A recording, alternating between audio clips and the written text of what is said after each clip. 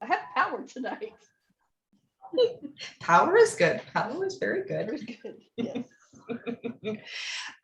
So we had a game plan for this evening. Unfortunately, we've had to change the game plan because this week we were going to talk about setting up a newsletter, or, you know, what's a good way to do it, different platforms, etc. I saw the email, the thing that you're changing it tonight. Can I invite Aurora from Discord? Oh, of course. The more, yes. If you know anyone who might be interested in coming tonight, by all means, invite them away. Invite away. Melissa is under the weather today, so she's not going to be coming. She's caught a nasty bug. So. Right, her birthday was right before Thanksgiving. Let me go copy from your post because I am horrible with repeats. No, it's all good. It's all good. So yeah, so today I figured we could just kind of, we could talk advertising, we could talk priming our readers, our author brand, so to speak, kind of just, you know, just kind of laid back exchange of information. There was none of the above. Oh, this is perfect because have you got your pen and paper? Yes, I have my notebook that I have that's for these meetings. So yes. We I don't know if you caught it, but Mal Cooper was doing some lives here the last couple of days, and they did a presentation. I'm eagerly awaiting the YouTube links because I'm going to post them right in the group. But one of the things that they were talking about, which was absolutely phenomenal, was author branding and how to brand yourself as an author. And since you're just getting started, this might be a really great idea, a really good time for you to brainstorm to kind of figure out what your author persona is going to be. You know, what are your fans going to feel and see, and how are they going? You know, what are the things that they're going to come to expect from you just by the use of your name. Okay. So that's kind of what we're going to be talking about today. And then we're going to do a bit of some questions and answers. I am working on this myself. And I'm also I figured we could also touch a little bit on doing, you know, just the importance of paid advertising, and a couple of other little things that I'm finding, and, you know, kind of going into some of the information that I gathered from Alessandra from her workshops and stuff, and one of the Goodreads one as well, because there's some really good tips in there, which are really, really important, I think. Oh, we've got someone coming. We've got someone in the waiting room. Yay. I'm excited every time we have people coming. It's like, hey, Kelly. So yeah, so today is going to be an open floor discussion. We're going to talk about branding ourselves. We're going to be talking about, you know, what we want to convey to our readers with our brand, how to carry that forward from your website to your social media to newsletter, all of that. We're going to kind of touch base a little bit on everything. And then if anyone wants to go into depth on some points, we can definitely do that. And we will do that because I'm hoping to actually break these down a little bit more and have some more in-depth ones, so to speak. So yay, super excited.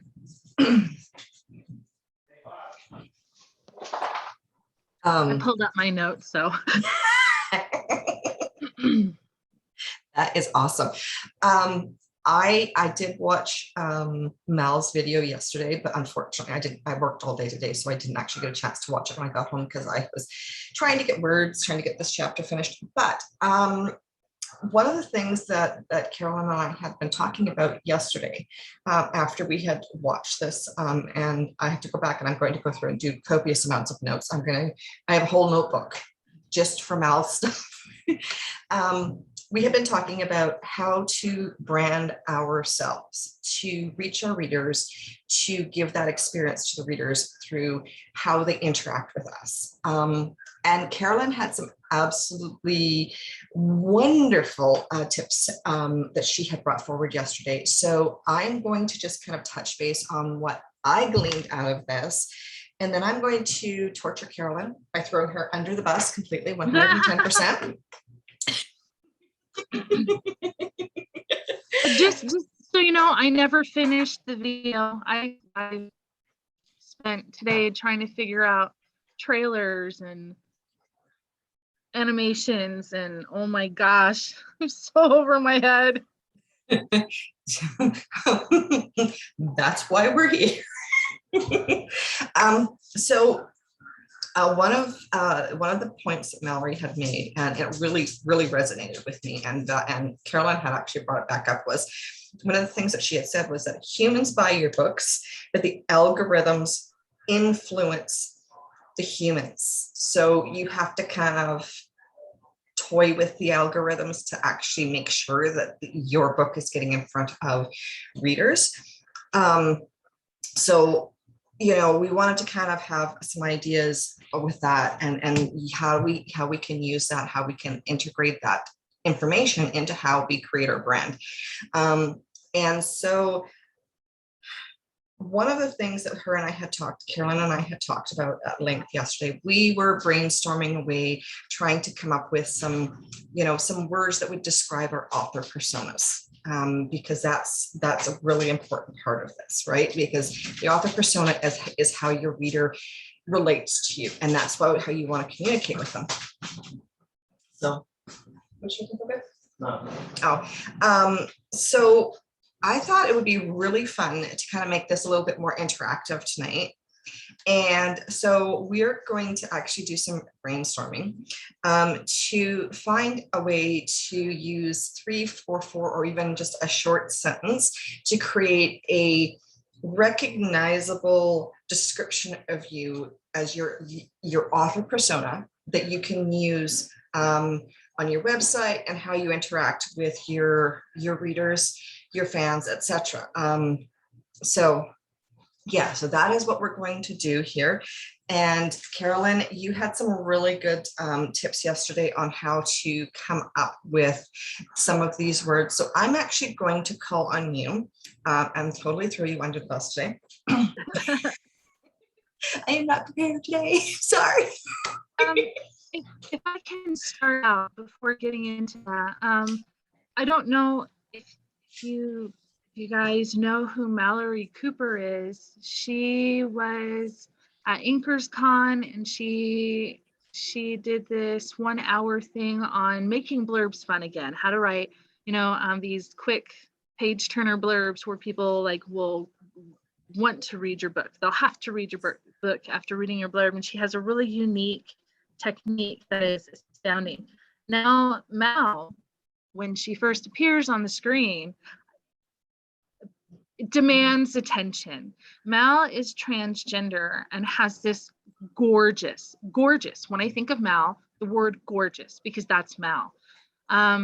She has this pretty blonde wig, and it's my favorite wig of hers so far. Makeup perfect. Just the way she carries herself, the way she speaks. Mal is amazing. You take one look at Mallory, you cannot ever forget this person, ever. That is Mal.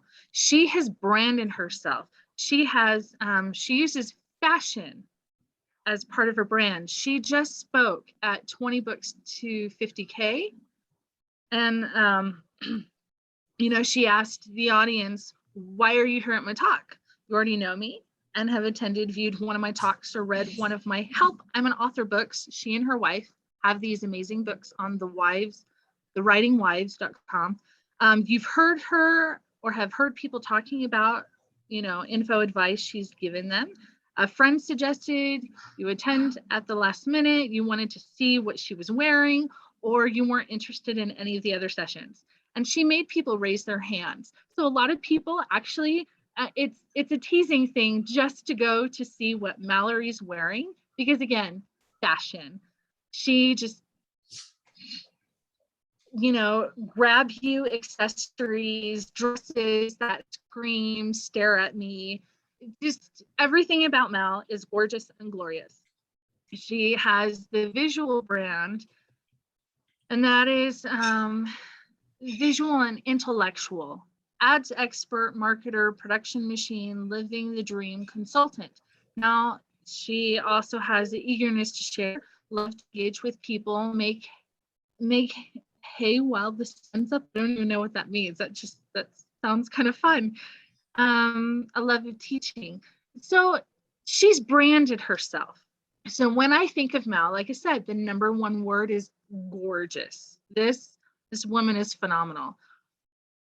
And so it's like, how do we as authors, how can we brand ourselves? She talks about authenticity. And there's curated perfection, which is what most people do on social media, versus authenticity. And she had some really amazing things in her talk, but she's open to a point. You know, there are some personal things she doesn't share, but she's freely shared. She's transgender. She freely shares, you know, some of the screw ups. Oh my gosh, in the video from Inkers Con, there was a bird and she was talking about how, oh no, I hope it doesn't poop in my pool. You know, so she's so memorable. So how as authors can we be memorable? I have 2 pen names, one main pen name, and I recently published as myself. So how can we separate and still be authentic? Well, we need to share part of ourselves so that people can get to know us on a personal level, right? And Patricia and I were going through it, and I actually made a list. So, well, I need notes. What did I put on here? I need notes. So like for me, I think for me, where did I put the notes? Oh, I had to, yeah, I hope I didn't delete that. So I write sweet romance, paranormal, contemporary fantasy. So I thought, well, for me, I can be very bubbly and outgoing, you know, on social media, not really in person. I get really shy until I get to know you. And then I open up and then I'm flirtatious and fun and all that stuff. So for sweet romance, fun, cute, bright colors, and bright anything. So like bright pink. I've chosen bright pinks to help brand me. Now, MC Levitt is my main pen name. I am a speculative fiction genre bender. I write sci-fi fantasy, paranormal. That includes shifters. Oh yes, and of course, ghost stories. I also write suspense. I've written a crime novel. I have over 200 books in my backlog. So I'm just going through and writing serials and trying to decide what needs to be revised. What can I, you know, which series do I need to work on next? How am I going to make money? That sort of thing. So I'm taking a lot of variables. But under MC Levitt, I've realized I like to use more mystical stuff. I like to apply more of my Native American heritage. So I was like, for that, I'll stick with mystical and use that aspect to bring magic into that brand and reader group. And Silverlark, that's more for my more adult stuff. So I was thinking more of a little sensual anthropology and using like earth tones and reds, just kind of keeping it down to earth. And then I have a really adult pen name that's interface, sensual, flirty, and fun no matter your gender. So I use the colors of fire. I use the yellows, oranges, and reds throughout my theme so that if you come to that persona, you're gonna get a fun, flirty, sensual person. And all of these are part of me. They're part of my personality. I've just divided them up. And then this will help also prime my readers and hopefully get their attention so that they know this is her personality. I'm going to find bits and pieces of this in this particular work. Exactly. And that's the other part of it too is, sorry, my lips are burning. It snowed today and my mouth, like my lips are so dry. Sorry. That's the other part of it too, is that when you're putting together these things and these ideas, you know, being honest with yourself is huge. Now, Carolyn and I had this conversation, and I had said to her, once you get past my writing and you get past my books, I'm pretty boring. I'm not exciting in any fashion. I'm kind of, just laid back. This is what you see is what you get. I'm kind of boring. And she's like, no, no, no, no, no, no, no. You really, you look past that, look past, how you see yourself, because you're not boring, and see how your personality is, influences these different personas. Because now I have four. I have myself, which is kind of the dark, edgy, gritty, historical romances. I've got Elise Walls, which is my paranormal. And then I've got Trish Nesbitt, which is going to be launching a sensual contemporary romance Western single parent series starting next year. And then I have my adult pen name, which is Anna, of course, and that's erotica, straight up erotica. So, trying to figure out and balance each one of these different personalities. And Carolyn and I, we kind of sat down and we did some brainstorming and trying to figure out different words and how we could use those in the color schemes and those sorts of things. So when you're thinking about this part of your branding for yourself and your identity and how you're going to connect to your readers, don't limit yourself, is what I'm saying. Look beyond the surface. Look at your writing, how you write, your writing voice, whatever it is that you're writing, and then apply that. Because you can be, you can be the boring stay at home, you don't go out, you don't party, but that can be that's that quiet piece of you that is private and personal and isn't really shared. Now, however authentic you want to be, that's great. But for example, Trish Nesbitt's persona, very laid back, small town country girl, the flannel and the t-shirt and the blue jeans and the boots. That's Trish in a nutshell. And that's me. That is me. So using your personas to understand who you are as a writer is really, really important. Sorry, Carolyn, I just want to inject that. No, perfect. Well, and if you're shy, use that. Play up on that. Hey, I'm shy. I'm just gonna come right out and say it, and say I have a hard time getting close to people, that I'd really like to try here. This is our safe zone for you to talk to me as an author and interact with me and ask me questions, and I will do the best I can. And like with Mal, she is, I'm sorry, words and I are not in good terms today. They fail me. She is unapologetically bold. She was like, okay, so we're gonna get into talking about how to prime your readers, right? Yeah. I'm going to try and give the guy version to lead up to this. She put up a picture of an S__P, and she said a little story first. And then she asked, what does this mean? People are going to, because she was just talking about food. Because she was like, what she had at lunch or something. I can't remember. I'll have to go back and watch. So people automatically thought, because she was just talking about food, soup. Because memories, we don't actually remember things, I guess. Our brains are built on associations. We associate things and we can recall because of that. I don't know how any of that works. She gets into the psychology of it. Well, then later, Mal, okay, back to fashion. I don't know if it was like a latex dress, and she goes, I'm going to give you TMI, hate me if you need to, but TMI, you're in for a ride now. She's totally unapologetic about it. She just brought it fashion, gesturing to her dress. And she goes, I'm going to use one of the words we should not use, okay? Moist. Being in a dress like this makes you moist. And I'm telling you, it's uncomfortable. And do you know how hard it is to get this off? So she talks about, the easiest way to take it off is to get in the shower. I kid you not. And she's all like, oh, it's wonderful.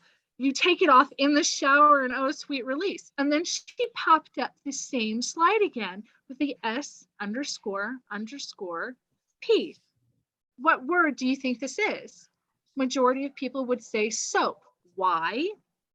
Because Mal just talked about a shower. She made it personal because she used her fashion, her brand, and she told you a personal story that, yes, may have been TMI, and it's hilarious how she presents it. She is so lovable. She's one of the coolest people on the planet, absolutely lovable.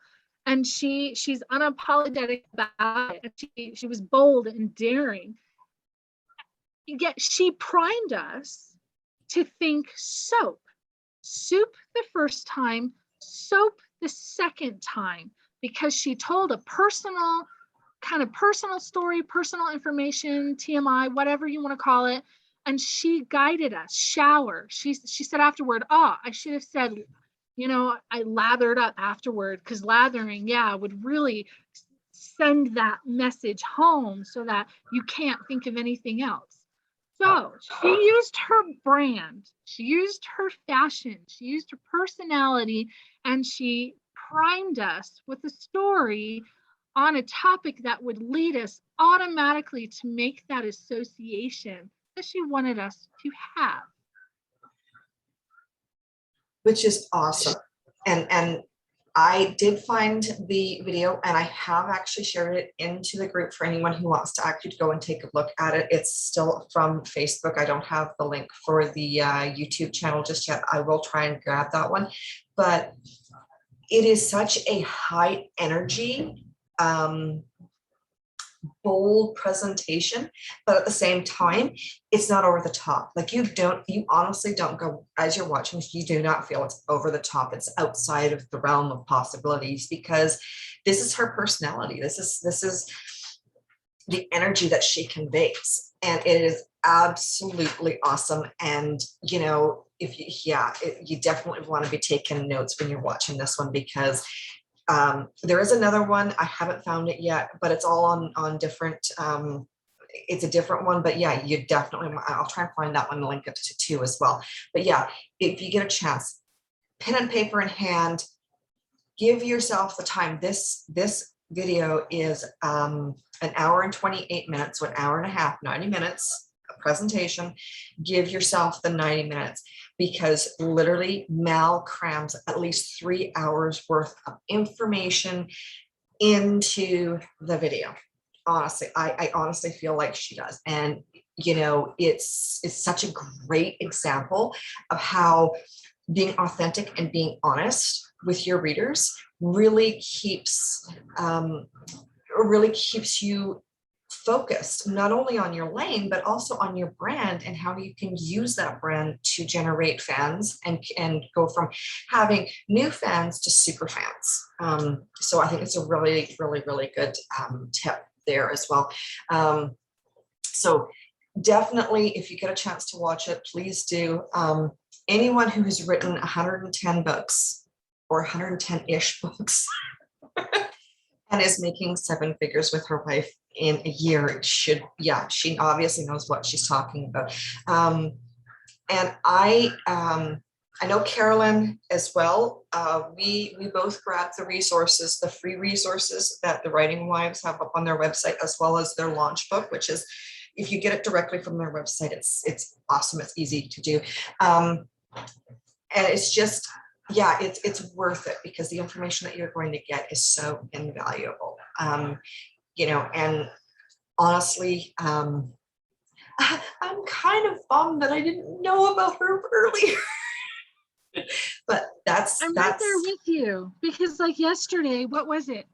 I had watched 48 minutes, and that's as far as I got, because my internet, oh my gosh, people, I got like less than 700 words written yesterday.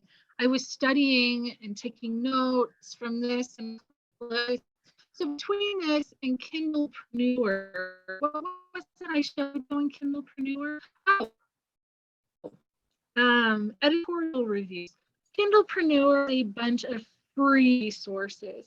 But for now, she goes into primers. How and I haven't taken marketing since back high school, mind you, but in marketing it was power value primers, how you're targeting your audience, Yeah. for getting your target audience. And so Mal goes into, she gave an example of an email, and it was very negative. It had lots of negative words. Maybe I should just go glance at it real quick and go over some of those are words you don't want to. Okay, I'm just going to read this real quick. Is that okay? Yeah, go for it. Okay, email 1.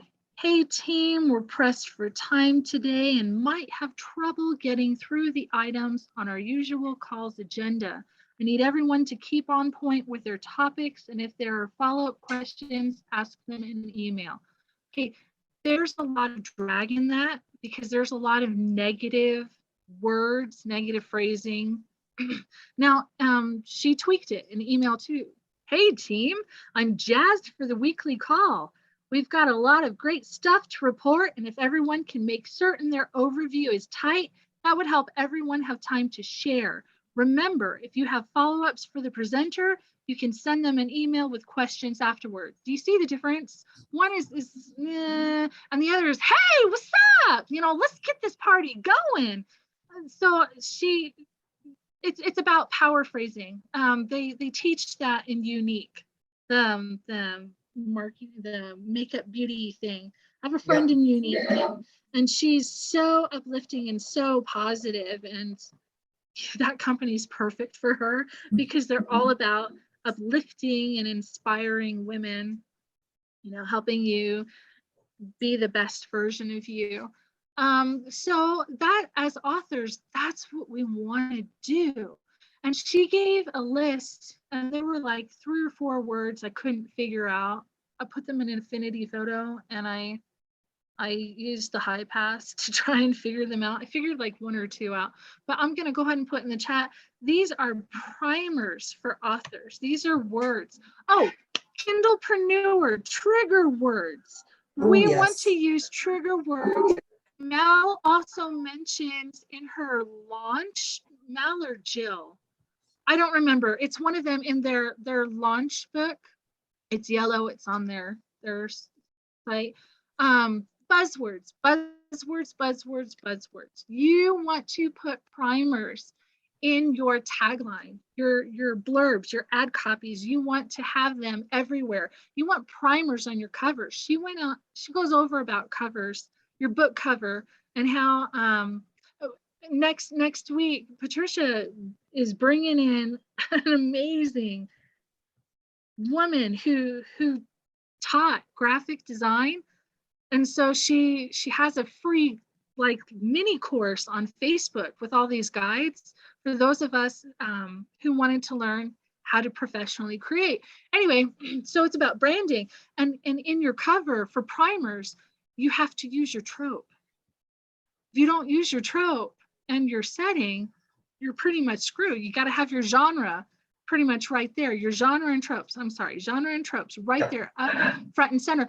And was it Mal who said it, or was it a different person? Someone had said, I think it was a different person, had said, it's not about you, it's about your readers and their expectations. That was Melanie Harlow. Melanie, yes, thank you. And Mal basically says the same thing. Readers' expectations. Yeah. And so by priming, branding, all of this, wow, it's freaking awesome. I think we can do this, ladies. I think go see your favorite authors. Who do you interact with? I've noticed I really like, I don't know her last name. I'm horrible with names. I'm really sorry. Her name is Angela, and she writes fairy tales. And I love fairy tales. Okay, I love most genres, not gonna lie. But every Sunday, she and her friend, and I can never remember her friend's name, again, horrible with friends, she's from Ireland. And they discuss fairy tales like Hans Christian Andersen's, you know, the old ones, and they Yeah. dissect them and they break them down. And then they discuss what they're applying in their own fairy tales. And like, I love them. And every Sunday they do a live on Facebook and their personalities. That's why I go. Angela, she's very cute and passionate about fairy tales, and then her Irish friend is just like, she's kind of like a historian, or I don't know what you would call her. She like who delves in and knows every aspect. Well, this phrase means this in that day and age, and this phrase, so when you think it's this, it's actually really this, and oh my gosh, those stepmothers are evil. And it's like, it's just hilarious. It's just, you just get to sit and laugh and have a good time. So, you know, tonight I would really like to go over for anybody, you know, how you want to brand yourself, bringing your personality in, showing what's in your books. Yes, and I think that's a brilliant idea. And it, you know what, it makes it all so much more fun because it's interactive. And so let's do that. Do we want to do that and then kind of touch a little bit on ads and that sort of thing? Or do we want to touch base on paid ads on Amazon, Facebook, BookBub, and then jump into the branding? Oh, I'm also curious about ads. As y'all know, I did a 3-week course. I didn't spend any money, and I got over 1,700 impressions. I would like to get, next time I would like to get maybe 7,000 impressions and maybe 100 sales. Yes, yes. And I want to learn more about BookBub because it's coming up everywhere. It is, and BookBub is its own unique experience because BookBub it's like an online digital library, but it's for authors more than it is for readers, believe it or not, in my experience.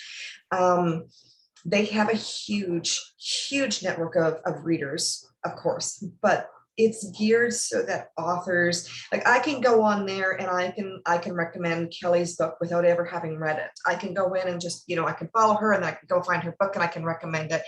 And it's super easy to keep active in their algorithms because all you need to do is be active on there 2 to 4 times a week. So if you recommend 2 books on Monday and then you go back Friday and recommend 2 more books, you know, you've done your duty, so to speak, to keep active on it. BookBub, I'm just learning about the ads. They are expensive. I will not hide that from you. It is incredibly expensive and you don't always get approved for their ads. It is a process and it's kind of first come, first serve, and you have to nail it. Like literally you have to nail their ads to actually get in there. But from what I have heard, the return on investment is so worth it because if you spend $300 on an ad, you are more than likely going to make that $300 back and then some. Most authors that I've who's been posting about it have all said the same thing. It's got a really good return on investment because once you get in there, they don't just send it out to, you know, a few people. They're sending it out to tens of thousands of people. So, you know, if you've got a discounted book it's on sale for a week and then you get the ad, they're sending, you know, they're going to be including that in a genre specific newsletter that's going out to maybe 40,000 readers. So it's really beneficial, but it's tricky to get into their paid ad services. I'm still learning a little bit about it. I'm still trying to figure out how to do that. There is a really good video on YouTube. David Garifin, he does the Start From Zero. It's a free marketing class. He's an Irishman, gray hair. He doesn't look like he's very well put together, but he's actually got a video on mastering BookBub ads. I will try and find a link to that and I will post it into the group for everybody so that you guys can go and watch it. He's really good at trying to figure out and communicate how to work around BookBub's settings and their terms of service and their requirements. But if you're just starting out, what I would suggest is get onto BookBub as an author, claim your author account, list all of your books, follow other authors, and start doing recommendations. You can't recommend your own books on BookBub. I will tell you that right now, not like you can do on Goodreads. But if you have a pen name, for example, Carolyn's got several, so she's got several accounts. So under one of her other pen names, she could take and go in there and recommend one of her own books. It's designed to help authors find readers, and it's designed to allow readers to be very active in a very little amount of time. Their blog, where they will send you, if you haven't subscribed to it, please do, because it is absolutely phenomenal. They give you free marketing tips, they give you free promotion tips, and everything, anything that you could possibly want, it's there. And it comes directly to your inbox, so you don't have to search for it, which is wonderful. So yeah, BookBub is one. I think in the new year, I'm going to actually break down and actually try and go through the whole process and see if I can actually do a BookBub ad and get everything organized so that so that we can do an in-depth. Hi. Hello, Your Majesty. Sorry, we have a guest. So we have a breakdown of BookBub, and so we can all see how it works and how we can utilize it. I'm still learning Amazon ads. I did the 5-day for profit challenge with Brian Cohen, looking at keywords and categories and everything. And I do have to say, I have seen an uptake in sales. I've also seen an uptake in impressions. I just launched new ads here a couple of days ago, and I'm already at almost 100 impressions, which is, for me, is fantastic, because I still don't feel like I have it mastered.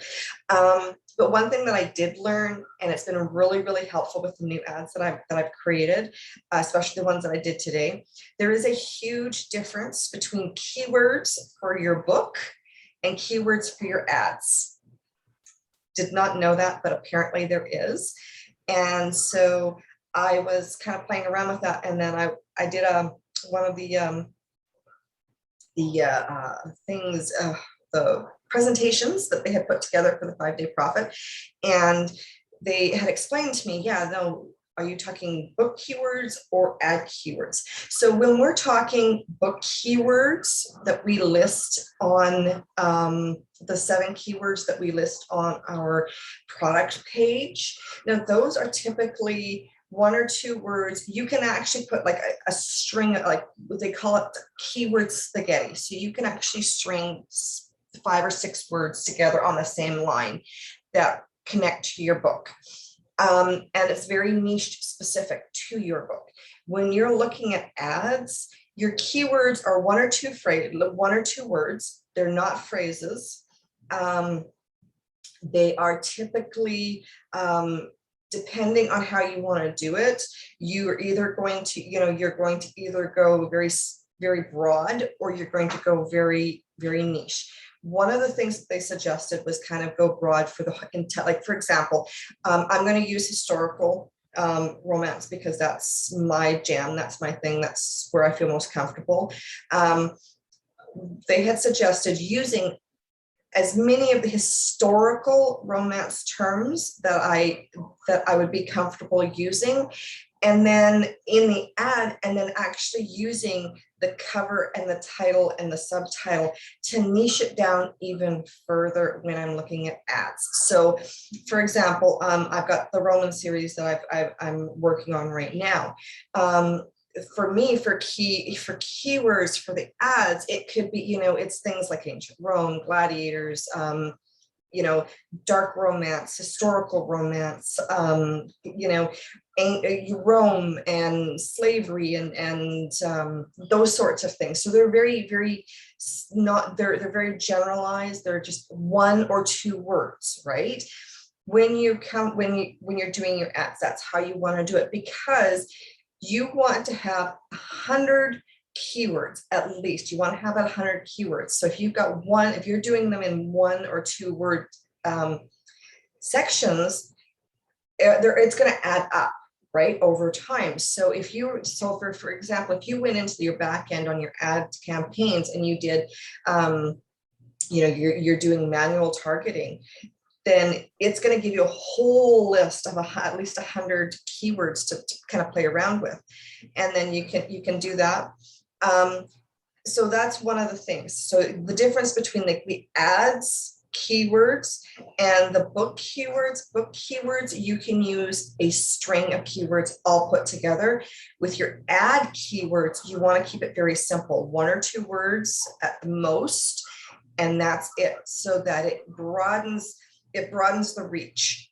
Because if you niche it down too much, like if you take it down really super tight, you may actually miss having your ad put on a page where it may have generated a click because the reader is, you know, they're looking for, they might be looking for one thing, and your book might be similar, and it might go up on that page. But if you niche it down too much, it's not going to appear on that page, and that reader may not see it. So that's one of the big differences in regards to book keywords and ad keywords. Publishers Rocket is absolutely fantastic, and I did not realize this, and I'm just about a third of the way through the university course that they have that I got with it. But I didn't realize that it works really well, because you can use the keywords that you're finding that are 1 or 2 sentences for your ads, but you can also combine all of those and put those into your keywords on the product description page as well, that goes into the metadata to so that when they type in those words in a search box, it's going to trigger that connection, right? So yeah, the other thing with Amazon ads is that when you set a budget and you have a control over your budget, Amazon doesn't spend more money than what your budget says. This is another thing which is really good for Amazon. Facebook, on the other hand, they will charge you for impressions and for clicks. So if your budget is, say, $35 for 2 weeks, right, you run your ad, the ad is up there, you know, say it's run, you know, it's run for 2 weeks, and it's showed up, say, 200 or 300 times in 3 days. You're going to pay for every single one of those clicks. And when you reach your budget, and this is something that I didn't realize and I discovered by accident, because I had actually had some problems and I had gone back to them. When you hit your budget, oftentimes Facebook doesn't cut your ad off. It doesn't say, oh, well, you know, their budget, here's their budget, we're going to stop here until we get some more money. They're going to go, oh, hey, look, it's still running. They haven't set an end date, so we're going to keep it going. And it can actually cost you far more with Facebook ads than with Amazon ads, unless you're on top of it. So with Facebook ads, you got to keep on top of it. Amazon ads, not so much, because you've set the budget, you set your bids, you set all of that in stone, and they generally don't change it unless you've gone in there and played around with it and not double checked. So that's always a good way to keep it in mind. When it comes to ads on Amazon, using your subtitle as you're niching it down is super important. So for example, Bobby, we're going to throw you under the bus. Okay. What's your book's title? Her Dark Lords. Okay, so and it's a paranormal vampire-y book. Sci-fi. It's a sci-fi romance with paranormal elements. Okay, Fated mates too. I have the trope. Okay, perfect. So if we go in there, you know, and we say Her Dark Lords, a dark sci-fi fated mates romance. Now we've given those extra niching keywords in our subtitle, so that when a reader clicks onto your page or sees your page, they don't have to guess It's right there in front of them. Oh, hey, it's a fated mate. It's sci-fi. Great, I'm gonna read this book. That's how that's how you niche it down with Amazon ads. And you can do the same thing on other platforms. It's not necessarily just, we've lost Carolyn, but she will be back. Her internet must not be working. Yeah, so it's really, really, really important to know that you can actually do that. And it's a really good way to do that as well, because then you're giving more information in less space than others may be doing. So that's one of the things that I picked up when I was doing the course, was make sure that you put your title in, and then you put your genre and your tropes into your subtitle area, and that will give you that added niche down, so that when you're doing your ads, you can be very generalized, and that niching, you know, that ad might show up for someone else. Yes, thank you, Kat. I did not want you to do that. Sorry, my cat's laying on my keyboard. So then that way you can be broad. You can go through the whole genre. You know, you can do sci-fi, the whole sci-fi genre, all the subgenres. And that ad's going to come up on any sci-fi reader's page. And they're going to see that, and then they're going to go, oh, you know, maybe they're going to go, no, maybe I'm not really into fated mates. But the next person that sees it is going to go, that's my jam. I want that book. So that's something else to really consider. I'm just going to message Carolyn just because I just want to make sure everything's okay. The other one too is,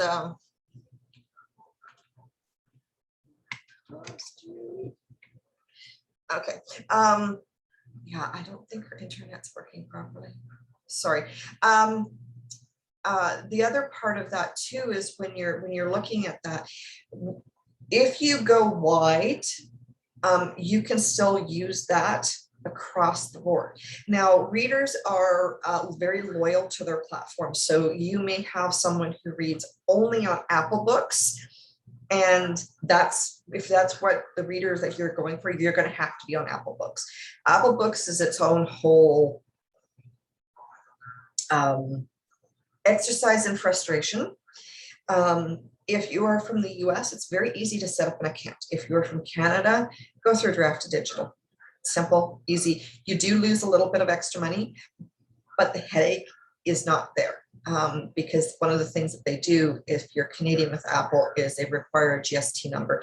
And if you're not a business or you're not making a certain amount of money, you don't qualify for a GST number. So just throwing that up there. So yeah, so you can do that across the board. Who here has a Google Books account? Nobody? Okay.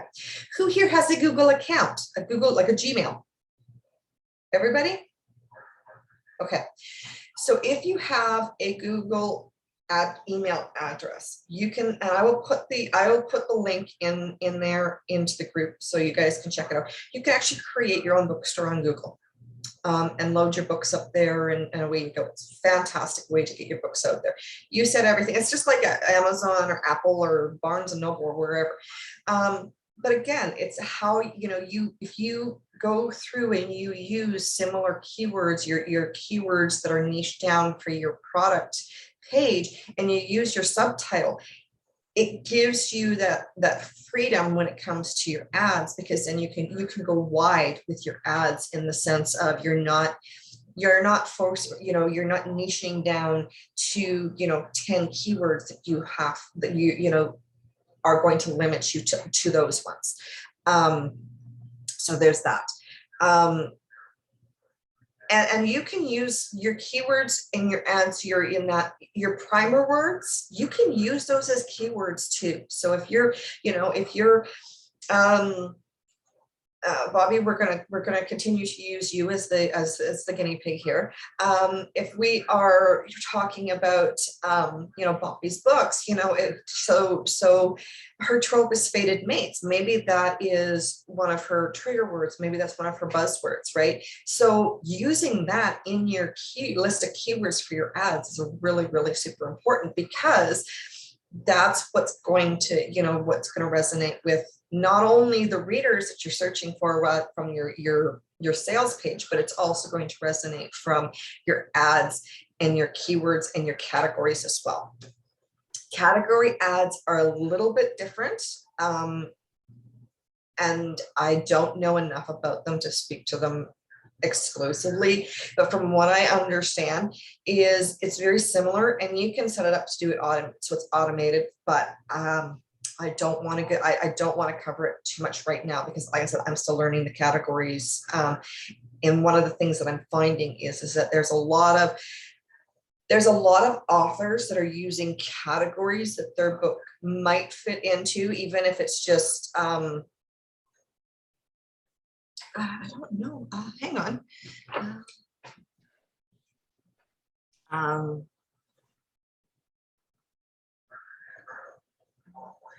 I'm just going to check. I'm just checking Kelly to see if there's any issues with that. I think you have to save it first and then go from there. But okay. So yeah. So categories are one that I'm not, super familiar with, but it's one that I think would definitely be worth looking into. One of the things that I have definitely noticed is that oftentimes that authors are putting books into categories and genres that don't necessarily fit their book 100%. It might fit their book like 5%, 10%. So it can kind of sort of be a little bit tricky there. Now, Amazon does not discourage this. If your book fits into that genre or that category, even the slightest little bit, then they're not going to kick it out. They won't, because it's more exposure. However, having said that, when you are looking at your when you're looking at doing your keywords, your categories, etc., something to kind of keep in mind is you don't necessarily need all 10 categories. Now, this is kind of, I can already hear, but here's the thing. If you are, say, for example, you find 10 categories that your book fits into, and one of those categories isn't super duper populated, right? Your amount of competition in that category is going to go like, it's going to flatten out, because, you're maybe one of 300 books in that particular category. So it's very easy to get up to the bestseller list, get up to the, the top ranking, especially if you're seeing a lot of sales. Here's the thing. When a reader is looking at these different categories, right? And they buy a book and they see it in this category where there's not very many readers or very many authors in that category. It doesn't necessarily mean that your readers are going, your ranking in other categories are going to improve. And it doesn't necessarily mean that you're going to see more sales. It just means that you have less competition in that category. So it's always a good idea to think less is more in some sense. You definitely don't want to have it where you're in 10 categories and for example you're writing sci-fi with paranormal elements and you're sticking your book in and say historical fiction because your setting is a medieval themed. You kind of want to keep it realistic is what I'm saying. So there's that as well. And I feel like I have talked a lot. So is there anybody have questions that we can be shaking? No, I think the thing is that it's just a lot of information and each little aspect needs to be thought out before we execute them. So I don't know about everyone else, but for me, just going over the information and then later on, when I'm ready, I will do the research then. Mhm, Does that make sense? So mhm. like in these meetings, and I love that you record them so I can come back and look and say, okay, oh yeah, so we discussed this. I'm ready for that aspect. Let's get going on that. Yeah. Yes. Yeah. And I like that you took the opportunity to use my stuff because now I'm like, okay. Because I didn't have fated mates um, as something that I normally put out there. But then I went back and I'm like, yes, these are prophecies. These people are prophesized to be together, so it is a fated mates. And so when I was looking at tropes and people were talking about tropes, I'm like, that's mine. That is mine right there, fated mates. And so when you told me, okay, this is what you could do, I'm like, okay, that makes sense for me. And so now when I describe my books, it is a science fiction romance with paranormal elements for fated mates. Yep. And that's the thing. I love it. I'm sorry, you narrowed it down. As a reader, I appreciate that. I love it. Yes. Yeah. Because you only have, what is it, like between 10 and 30, what is it, between 10 and 20 seconds Mhm. to draw in your reader's attention. So that's why we're typically we're a very visual people. That's why they always say make sure your cover is genre specific, right? It's very, you want to make sure that your cover is going to tell that reader who's scrolling all on Amazon, oh hey, here we go, this is sci-fi fated mates. Yeah, I gotta get that. You want to make sure of that. That's part and parcel of it, and understanding that is a huge step to understanding how you can brand yourself, because your branding on your cover is an incredibly important aspect, not only for the book itself, but for your brand as an author, your identity as an author. There was a I think it was at Inkers, and I've attended it, and one of the things that was brought up was, I think it was Ricardo Mayet who had did a platform analysis for me.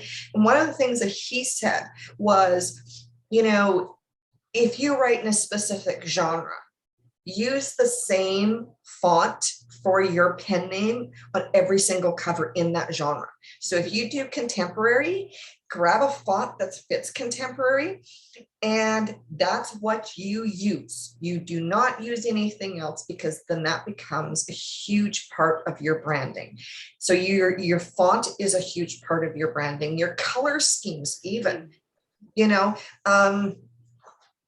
the placement of your typography is another one.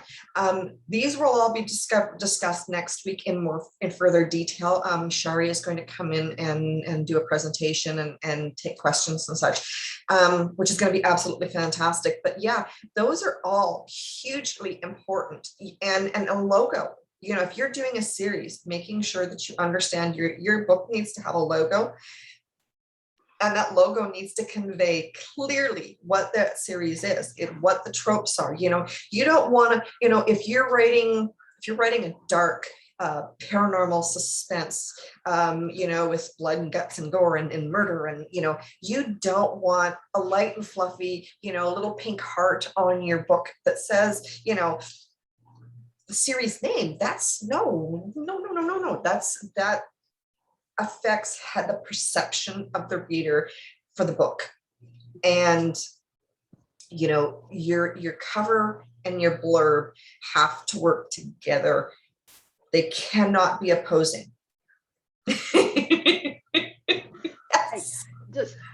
I'm loving this, because the minute you said, your series has to have a logo, all of a sudden mine popped into my head.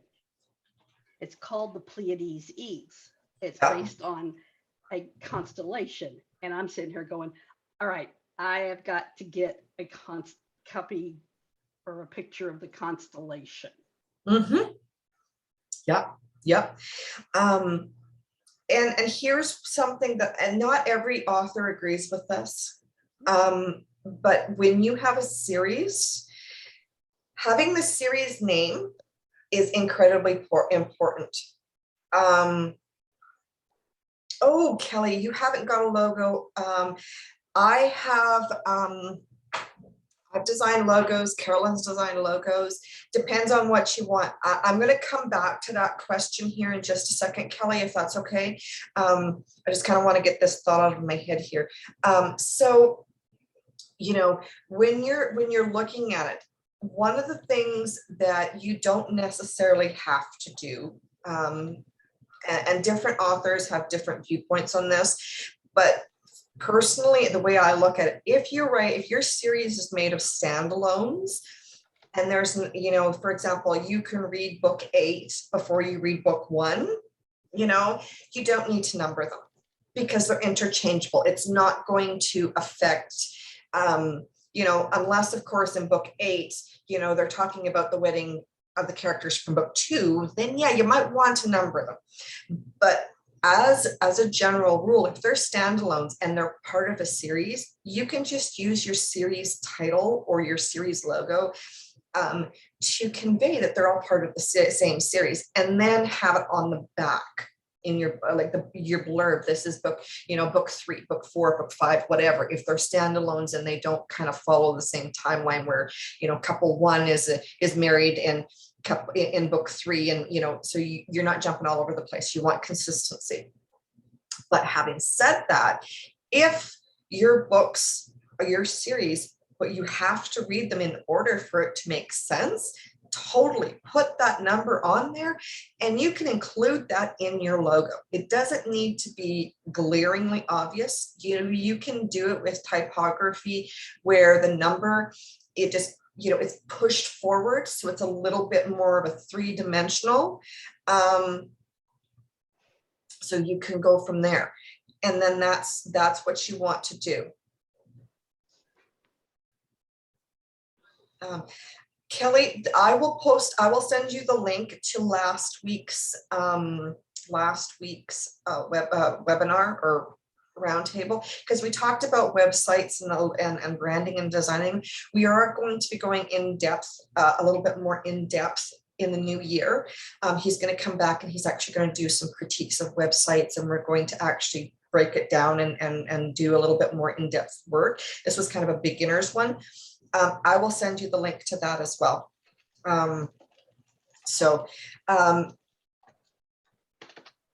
For the logos, so here's the thing, a logo, you can get a logo that is brilliantly beautiful with images, you know. I've got one for Elise Walls that it's just absolutely beautiful. Carolyn, thank you so much. You really helped me design this one. And it looks like it's, you know, the textured leather, but it's got this really brilliant rose on there, and then it's got gold lettering, and it's absolutely gorgeous, and it's got EW on it, and it's just beautiful, beautiful. Here's the thing. When it comes to potentially something for you to think of in the future, when it comes to logos, you cannot trademark vectors or stock photos. You cannot. So unless you design the image yourself, or you go and you take the picture of the rose with the, you know, and do it all yourself, you cannot trademark that. So for trademarking purposes, logos tend to be letters and colors. So you want to have an idea of that. I took a course, and Melanie Harlow actually suggested this course.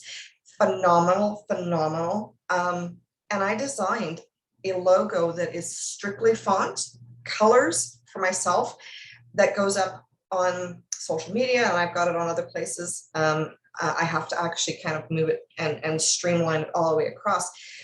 But it talks about using fonts and the impact of color, using the color, the power of color to convey the emotion and that you're trying to come across. So there's that. I will put those ones. I will actually put that. I'll put all of that information into the group for you guys. It is a paid course, but it's like $27 or something like that. It's worth it. And if you sign up for it right away, there is a $10 add-on. It covers everything. It literally gives you absolutely everything for social media. It breaks it all down, gives you all right there. You don't have to do anything other than pick your fonts, your colors, and what you're trying to convey. Brilliant, brilliant, brilliant. I will find that information for you guys and I'll stick it up. So, you know, one of the things that I firmly believe in as an author, yeah, oh, it's Saturday's your birthday. Oh, happy birthday. I'm gonna talk to you before that. Happy birthday. One of the things that I really think authors need to have two logos. They need to have one that is visual, that they can put on posters and bookmarks and that sort of thing for when they're handing out. But they also need to have one that they can use on stationery, that they can use, you know, so for example, you go to a book signing or something along those lines. You can actually take that font and that your typography logo with you, and you can use that at there. Now you can, you know, I mean, depending on how creative you are, you can actually create your own typography logo with calligraphy and do it yourself. You don't need to have a specific font, because then it's very unique. It's your own handwriting, it's your own design. You don't need to worry about anything.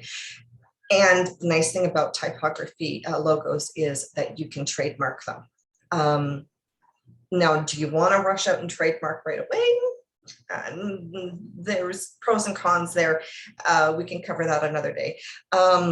But yeah, I will make sure that you guys have all of the information in regards to that. And it's like there's so, and she has in the course, she actually goes through and she breaks it down to what every little thing is in regards to your colors. So for example, it talks about, you know, the power colors, you know, it talks about your sweets, your, you know, your, all of those things. So it's really basically, you know, you're just basically copying and pasting the codes for the colors. You're just picking out your colors, figuring out what they mean, how it relates to your writing. Bada bing, bada boom. You're not, I mean, you can whip up a logo honestly in half an hour if you wanted to. And it's nice because you can do all work in Canva, or you can pull it out and pick out your colors and stuff and do all of that in a different program like Affinity Photo or whatever. So it's really good that way. But yeah, I'll get all of that information for you. Sorry, I'm just going through the chat to see if there's any questions.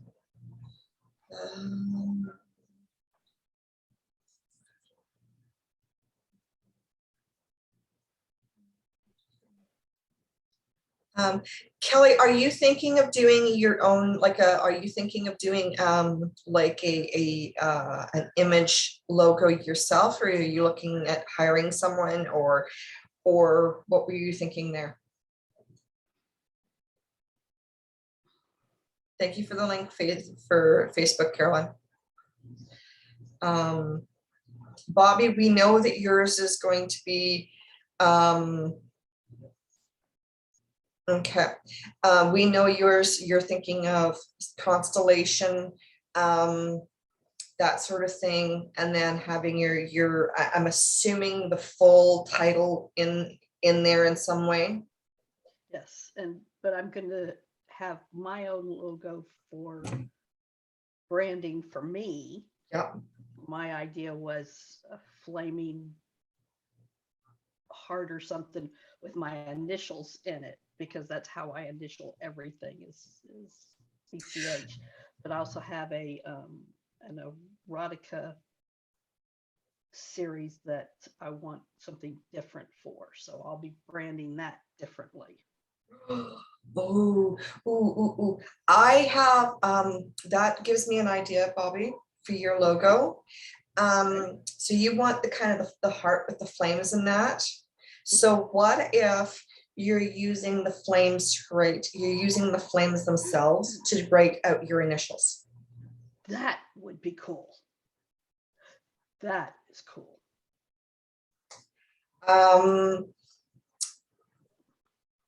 There is a program I have the program. I have the program that allows you to use different, like I can create sparks. There's all sorts of things that I can do with it. If you don't mind, and I have a few minutes to play, I can maybe do Absolutely. something up and throw it your way, and then you can, Absolutely. okay. Perfect. So I will connect with you at a later time, Bobby, and we'll go over that. Kelly was just saying, she's talking about, she writes under a pen name. Okay, so Kelly, you don't have a website, but you've got your Facebook group and page and your profile account on Facebook. Do you have Instagram as well?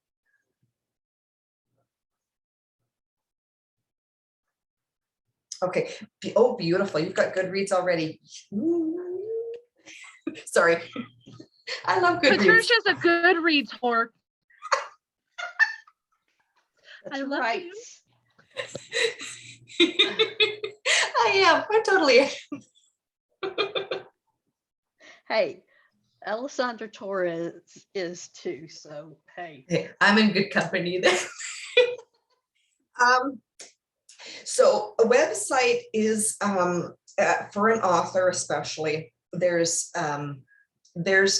really basically you have 2 platforms where you have 110% of the control over what is on them. Facebook, Goodreads, BookBub, Amazon, Barnes and Noble, all of those are owned by outside people. So there is, if something happens, say Facebook goes down for 3 days, you lose all access to who is in your groups, who is in your, on your page, follows you, etc.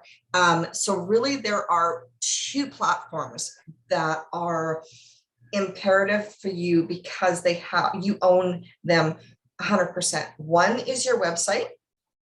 As long as you're paying for your hosting and your domain, you're covered. You don't have to worry about any of that. You own it. You have complete control over what the content is on your website. So you can put your books up there, you can blog on there, you can do whatever it is that you want your website to do is exactly what it's going to do for you.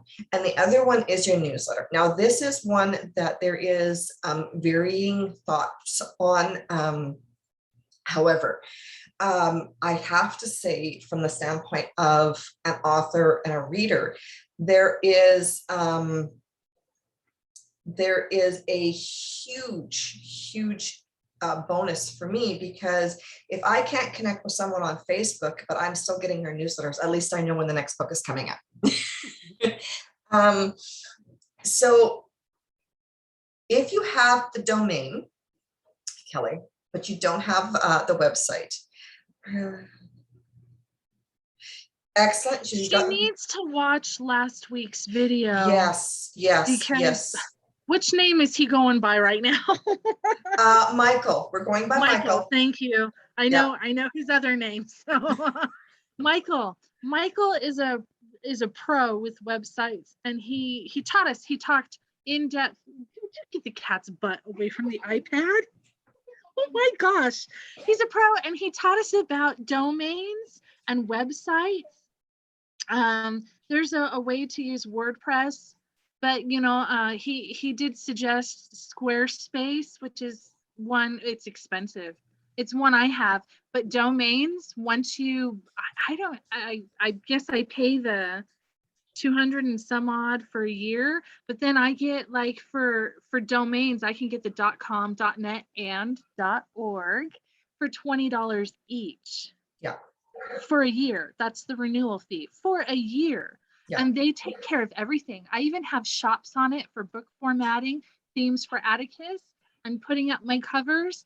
And I will have one for designers, for renders and backgrounds that people can take and use commercially. No worries. Once they buy it from me, they, full access to extended license. Yeah.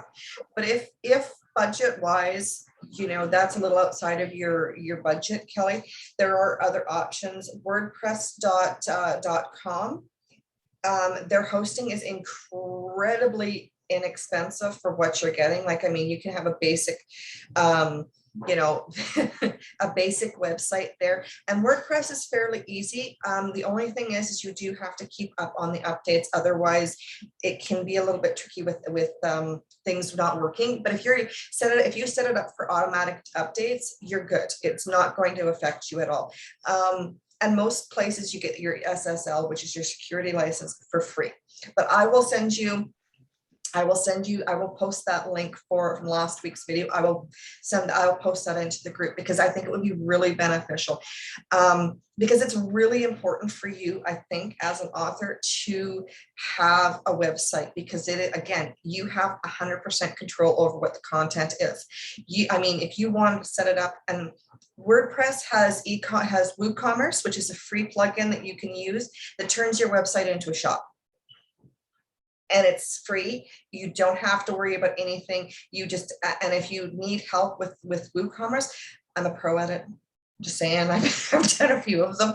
I'm happy to walk you through it, or we'll get Michael to go through. And it can be a hassle, but if you're just wanting a simple basic website to get you started, then, and you have the domain already, then WordPress works. Weebly is another one that's a really good. What about Wix? And Wix is another one. Wix is fantastic. The problem with Wix, I found, was once you upgraded, it got expensive. But if you're using the freebie, you should be good. And you just need to get the domain registrar to point your domain to your website. And once you do that, then you're good to go. So yeah. That you have a monthly newsletter is absolutely fantastic. How are you going, Kelly? How are you collecting subscribers? Are you using like Story Origins? Are you using BookFunnel? BookFunnel, awesome. Yes, I love BookFunnel. I found it is so much easier to use than Story Origins. Story Origins is just confusing, way too confusing, and it just doesn't work for me. So there's that as well. So yeah, so I think honestly, have a look at this video. I will post the link to you. Actually, I'm going to post it in the group because I've got to update it anyways. I've got to post it into the group.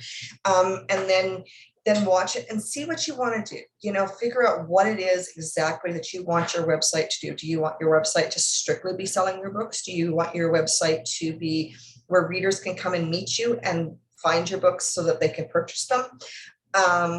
Is it, you know, there's different options. There's lots of options that are available. So this last week's webinar will be absolutely beneficial for you for sure.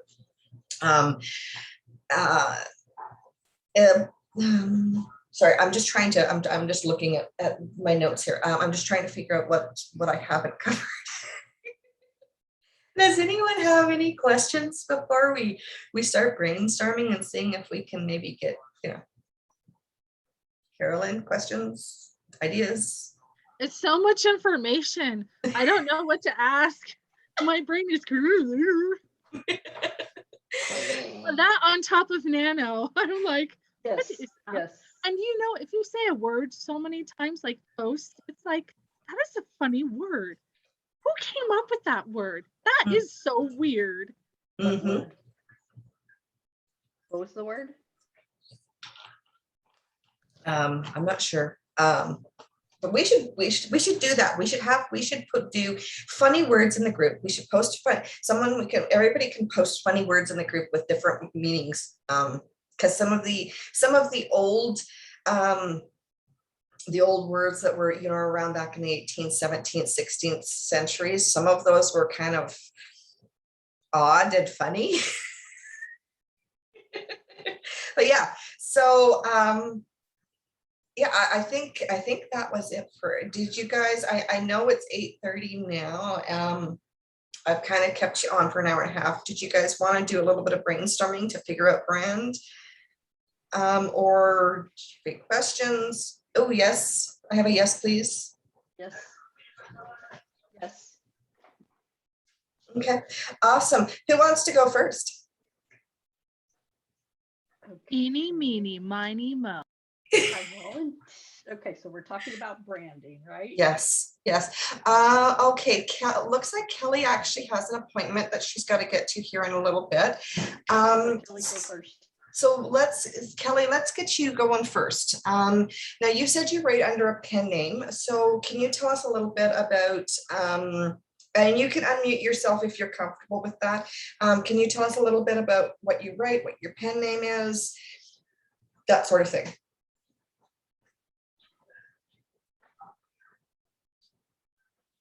Oh, okay. That's fine.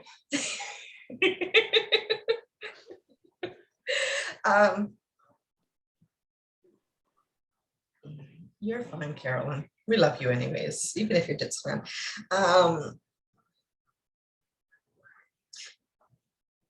Ooh. Billionaire. What type of billionaire? Second chances. What's yours? So, okay. What is somebody give me words. So is it cold Cute, sea? elegant.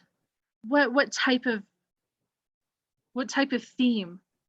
They're in their 30s. Is it like are they like cold CEOs, like really, alpha, like alpha, where they're Doms. doms, jerks that find Not redemption all through doms love? are jerks, and not all alphas are that's- a-holes. I know that. I'm just So, like, saying. Are you going for classy, or do you want party, or? What about heat level? Are you, your heat level? Is it like just light, like sensual, like intimate, but not, the bedroom door stays closed? Or is there some foreplay, or does it actually get to the whole, we'll stand there with a video camera and we'll. You know what, Patricia? I think for classy, if she did the black, white, silver, Yes. That would be possibly silver edged in a light, soft gold for her logo or for her brand. Yes. I think so. Because it conveys that classy, that clean, not clean in the sense of a clean romance, but it's not gritty. Oh yeah, I love that idea, Carolyn. I love that idea. Elegant. And then fonts, two fonts. Again, words. I can picture them in my head. So an elegant font for the main word. Yes, an elegant script font on a tilt. So italic. Yes. And then for the other words, just a very simple, classic, something similar to Garamond. Yes, yes. Okay, I see Scott, and I'm sorry, that's my maiden name. That name rocks. Yeah, I'm just opening the picture here. Okay. Oh my gosh, I forgot to put all these videos away. Okay. I Ooh, like nice. I like it. I like it. The red screams desire though, but the font screams a little bit on the immature side. Okay, what I would do, now this is a series. What about if, and Carolyn, you can certainly pitch in here. I would do a combination of colors. Like if you want every single book to have a different color in the title, I would stick with your golds, your silvers, your blacks. What I would do is I would change the font to something a little bit more elegant. I'm sorry, that's a thriller red. That's not a romance red. Yeah, no, that's thriller. That screams to me that there's going to be murder and mystery in there somewhere. I would figure out a different font. He's so cool. It is. I love. What happened there? Okay, so what your brand tells me is these are gritty. Yes. These are gritty romance and with a hard edge. Is that what you're going for? Shut up. I'm not muted. You can't see that. So if you're going for classic, sweet, Ooh, that small is town, not sweet. no. I You would, want pastels for sweet small town. yes, yeah, I would lighten up. I would have your scene there with the city. I would have that either like at a, at sunrise, sunset, perhaps, just kind of muted, soft colors. For your typography, for your title, I would go with, I would either go with a black or a silver, I would go with black personally, or like a blue, blue, that sort of thing. When is this series going to be released? Is it available now?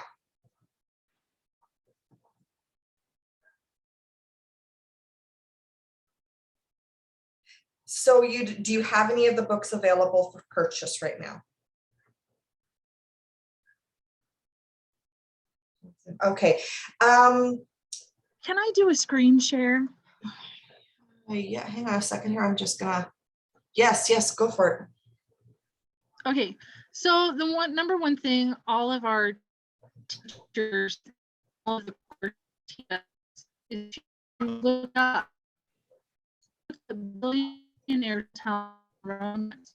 This is a billionaire town romance. Do you see the coloring in the background? Do you see how it's nice and sweet? And then forgive me, this is small town romance. Oh, see, I like that one too. That's classy. Yeah, I like that too. And a billionaire in more casual clothing instead of a suit says small town romance to me. Yeah, So see, you want those colors, yeah, those you want the palettes, colors. stuff Yeah, like that. That's a beautiful palette. And that's a good one right there. See how he's casual. Again, you've got pastel blues in there and some green and yeah, muted colors. yeah. The cover itself is what I think is well put together. Your composite is spot on. You got, oh, okay, so someone else did your covers for you then. You know who's really, and I'm not trying to step on anyone's toes, someone who's really, really good with simple, clean, billionaire covers for small town romance is Victorine from the Writing Gals. She's not even that expensive. She's easy with, she knows what she's doing. She knows your expectations when it comes to small town romance, even billionaire romance. Yeah. She would like totally have that done in like a day. Carolyn, can you maybe post or send Kelly her contact information so she can possibly reach out to her if she does so choose? Yeah, that would be fantastic. I can even email her or message her and ask her if she'd be friends with her. Yeah, Victorine is such a sweetheart. I just have to say.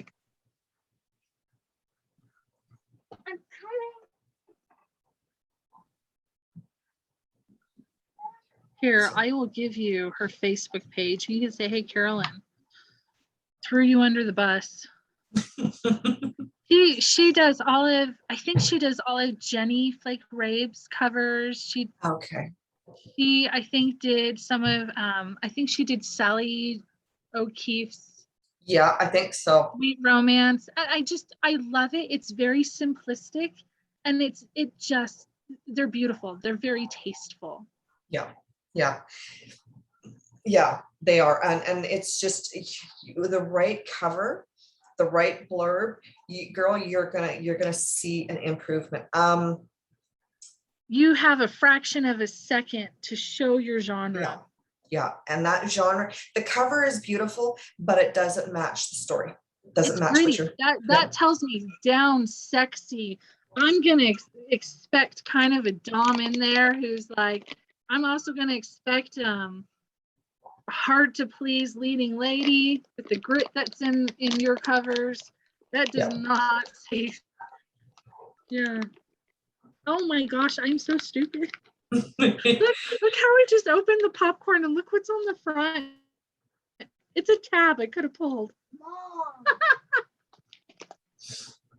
We're opening it next time, Okay. sweetie. Yes. Yeah, well, and the other thing too, Kelly, if you can make it next week, please do, because like Carolyn was saying, Shari is coming. She's Okay. going to be doing a presentation. She's going to be available. She teaches graphic design. She teaches cover design, and she is, yes, same time, and she is going to walk us through. She is going to give as much information as you possibly can use. And of course, they will be recorded. So if there's things that you kind of missed out on or something like that, or something wasn't clear, you can always go back and watch it again, and it'll be there for you. And anything, if something comes up and we do have a roundtable what you can't come to, we do record them, except for the critique ones. And I put them up on YouTube, and I usually post the link, and I haven't posted the last couple because I've just been lazy. She's okay. No, you are not lazy. So Patricia, give me a moment. Patricia is working on not one, but 3 different podcasts. She does her own. She's been working with the writing guys. She's been working with another partner doing another one. On top of that, she religiously comes to our live critiques on Tuesdays and Thursdays, and she critiques the snot out of my work. This woman is not lazy. On top of that, she has been revising her backlog while also writing a new series. She's finishing up Gladiator's Promise, which is launching this month, might I add. She is doing paid advertising for Gladiator's Promise. She has been mentoring like 3 other writers. This woman, and she works during the day. I don't know how she does it. I'm a stay-at-home mom. My kids homeschool. They're like whatever the word is, because words fail me. Nano makes me stupid, people. So I don't have time for half of what she does, but she does it all. And she even takes a Saturday or a Sunday off every now and then. This woman, and she's on Goodreads. She's doing all of the advertising she's talking about. So she's doing the stuff. She's not just talking about it, she's actually doing it as well. So she can show us what works, what doesn't, as she goes, so we can learn from her. So no, you're not lazy. And if you need a reminder, I am happy to put it on calendar to remind myself, to remind you. Yes. Where is your Wonder Woman costume? It's in the closet. Because yeah, that's what I'm thinking. Dead. Yeah, it's hiding. Not to mention Carolyn is forgetting a couple of side projects that I've got going on too. She's got more. Again, Nano makes me stupid. She's got a ton going on. Yeah, I'm launching a new pen name next year. Don't ask me why. Because you're insane. InkersCon really lit a fire under us. We learned from people who are making, please correct me when I say something wrong, people who are making literally millions. Yeah. And they have told us exactly how they do it. They've given us their strategies that work for them. And so that's what Patricia's doing. She is taking everything and redoing everything. On top of that, she and I have been taking design courses. Yep. We have been taking lessons and tutorials and paying left and right and getting assets and adding to our libraries of other assets so that we can make killer, well-branded. So when we're talking about branding, we're learning this too. Like yesterday was when I learned about priming your audience, which is a huge part of branding too. You can, oh my gosh. Sorry, I ran. No, you're spot on. And that was the other thing too. Like we were talking about algorithms. and it was kind of funny because I had to get a chuckle out of this yesterday. I mean, it was good in a sense, but it's also very bad in a sense because I have people that are buying my books, you know, for my Chains of Rome. I actually sold a copy of it not that long ago, and the reader posted a review on Goodreads for me. Fabulous review. I'm just going to shout that out there. But the problem that I'm seeing is that most of the people that are buying my books are other authors. So what I seen yesterday especially was, you know, how when you go on your Amazon and they have, you know, other, you know, people that bought this book or checked this series out also checked this series out, or they bought this book. Well, they bought my book, and then underneath was the Emotional Thesaurus collection, which is fantastic. I'm really happy to be connected to those two ladies, but it goes to show that my book is not being read by enough readers of my genre. And that's, so now I'm So trying the to find, algorithms are showing other writers her Yeah. book. And if they're not looking for books on the craft or any aspect of it, they're not gonna. And this is something that Brian, and I think even Dave, how do you say his last name? David Garoff. No, from Atticus and Kindlepreneur. Kindlepreneur. I don't know. I just call him David too. Chaucer, so I can't, again, horrible with names. Something like that, yeah. Yeah. Keep going on and on about, I think it's him, and I think Chris Fox even, and as you said, David, is he Scottish or Irish? Oh, he's Irish. I think he's Irish. Yeah, keep going on and on. You Yep. want readers. You want readers, because even if you pay ads, you're going to have to amp up how you target your audience, because right now it's only going to target other authors, which is why you have to be careful about who you go to. Like there are Red Robins for reviews. If they're not readers, you're screwing yourself over. And I screw people over, and I'm sorry. I freaking love reading. I love books. I love romance. I love historicals. I love suspense. I love paranormals. I love hard sci-fi. I love soft sci-fi. I love sci-fi fantasy. When I give a review, I am screwing with your algorithms, and I'm sorry, but I love your book, and I'm going to let you know. You know what? That's the thing, is I'm the same way. I read anything and everything. I read paranormal. I read fantasy. I read sci-fi. I read everything.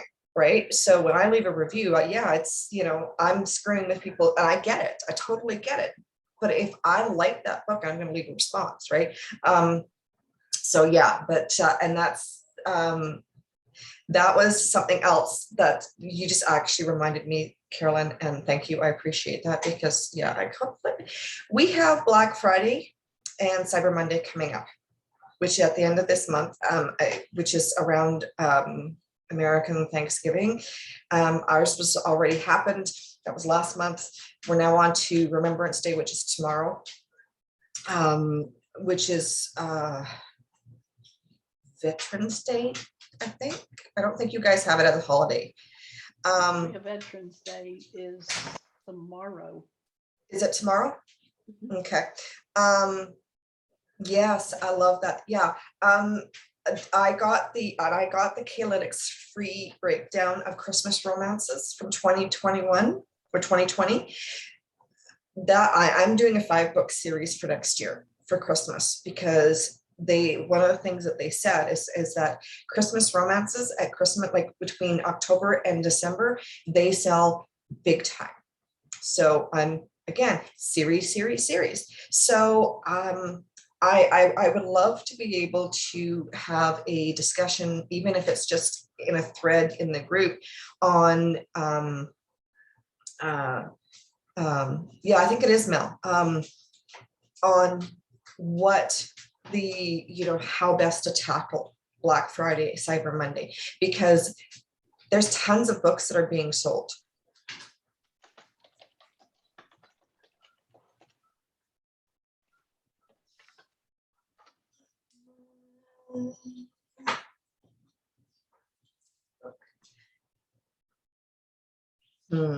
Well, see, I don't know, because I don't know if you have to have snow. when it comes to Christmas romances. I think it's the magic of Christmas. But yeah, I mean, I'll take a look. I'll take a look. I mean, it was free for everybody to download, so I have no problem putting it up into the group, the Kaletics thing. I have no problem because it was free for everybody. Anyone and everyone, they had it on Facebook, anyone could download it. So it was a free for all. So I have no problem with sharing it. If it was something that I purchased, then I wouldn't share it. Or if it was something that was given to me in a newsletter, I certainly wouldn't share it, but I would be happy to share the information in it through my perception, I guess but you know what, that's something definitely to consider when you're looking at it. What is the reader expectation for Christmas romances? Okay, I'm going to write that down because that might be a really good topic to go over. Sorry. Specific holidays, not just Christmas, but specific holiday stories. Exactly. You know, for horror, you've got Halloween, you know, you have Valentine's Day. You know, I don't know Yes. if you're for a specific culture, if you want to write for something that's a holiday for that specific culture. So just a side trivia little note here. Sorry, I love history. I'm a history buff. I spend hours researching history. In ancient Rome, they actually celebrated Valentine's Day, but not the way that we do. Valentine's Day was basically a reason to get drunk and have orgies. And then what they would do is they would pick a young slave girl and they would beat her out of town. They would beat her up and throw her out of town. And that was how they celebrated Valentine's Day. I'll try and find the information and I'll post it in the group for anyone who's interested. It's very interesting. It's very fascinating. There's little tidbits all the way around when it comes to these things. Christmas trees were actually a Germanic thing. And what they would do is they would put offerings on the Christmas tree on the trees for the ancestors.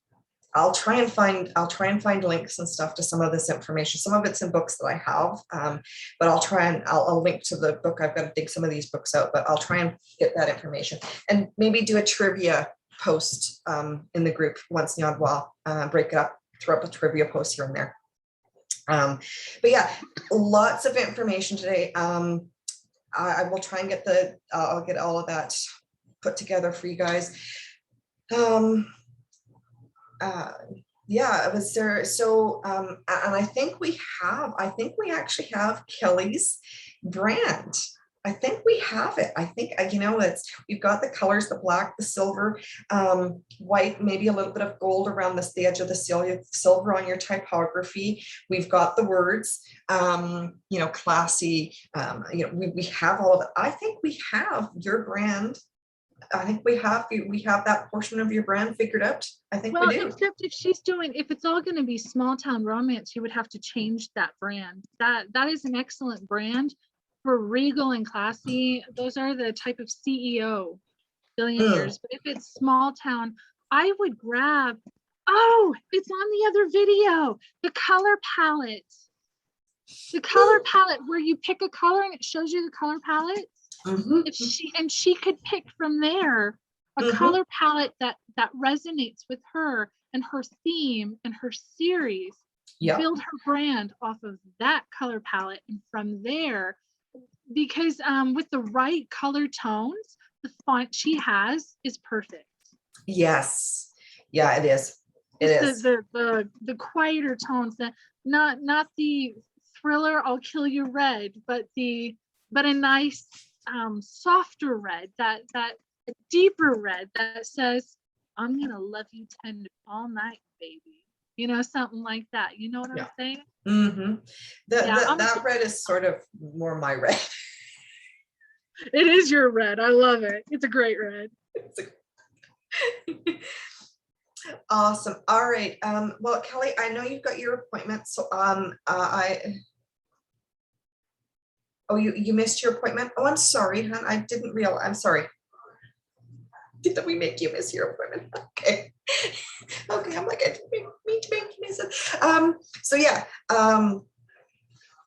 Oh, okay, okay.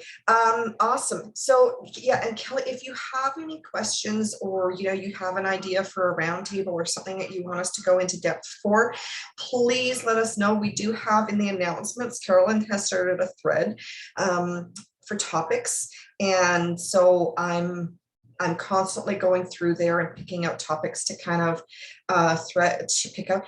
It's in the Serious Writers Haven in the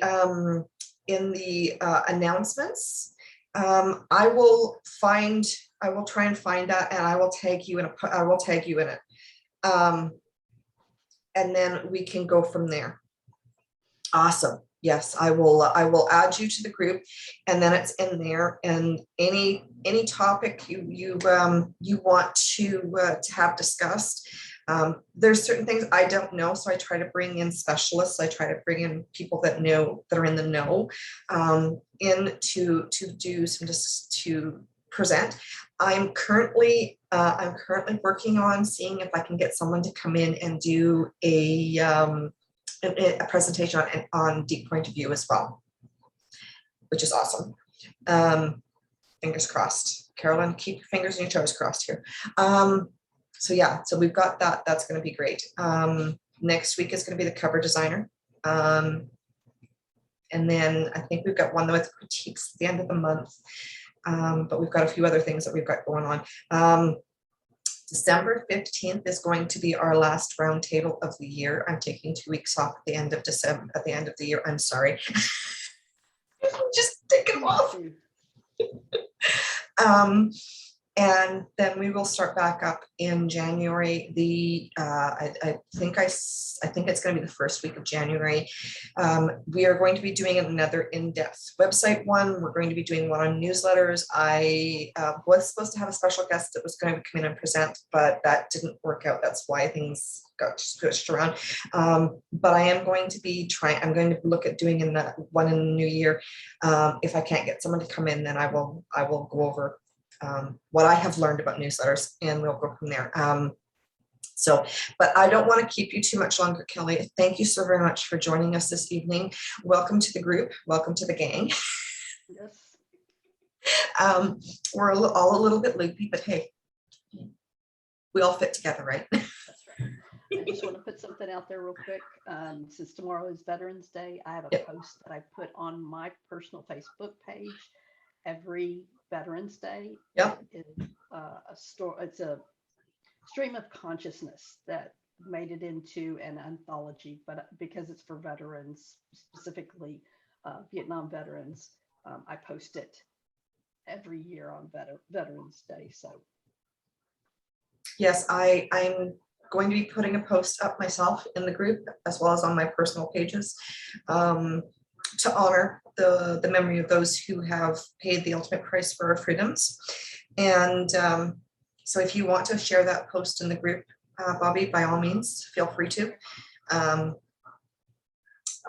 would appreciate that. So I think we need to honor those who paid the ultimate price. I'm glad that I can sit in my house in my PJs and not have to worry about somebody coming along and shooting me because they don't like the color of my skin or the color of my hair or whatever else, right? So yes, by all means, feel free to share that. Yeah, so Kelly, I'll let you go so you can get to your appointment. Thank you for coming.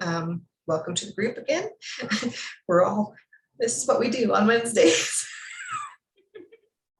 So I will also share the link to the Google Drive where we post snippets for critique, and then we sit and have discussions. So awesome! I can't wait to see you back next week. Thanks so much, Kelly. Bobby, did you want to do your brand, or did you want to call it a night? And no, I need to get some words done for Nano. okay, my Nano, I changed my plans for Nano. This month was supposed to be Daphne's or Dagnia's story, and instead I'm finishing Gladiator's Promise. And then Carolyn's gonna has to go through and finish reading A Haunted Passion because, yeah, that one's coming out this month too.